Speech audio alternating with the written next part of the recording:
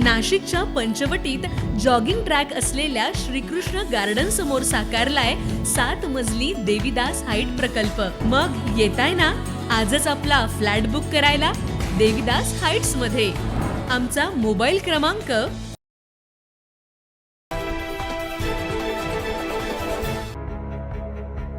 नाशिक विधान परिषदेत अपक्ष उमेदवार गोकुळ गीते यांनी बाजी मारत आमदारकीला गवसणी घातली।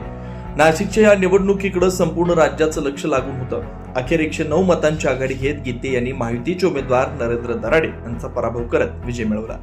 त्यांनी मिळवलेल्या विजयानंतर नाशिकमध्ये त्यांच्या कार्यकर्त्यांनी मोठी फलकबाजी केल्याचं पाहायला मिळतंय। या निवडणुकीच्या काळात अपक्ष उमेदवार गोकुळ गीते यांच्या वडिलांबाबत एक वक्तव्य करण्यात आलं होतं आणि त्याच वक्तव्याच्या अनुषंगानं त्यांच्या कार्यकर्त्यांनी लावलेल्या फलकावर ज्याने आमचा बाप काढला आम्ही त्यांचा बाप पाडला असा आशय देखील असल्याचं पाहायला मिळतं।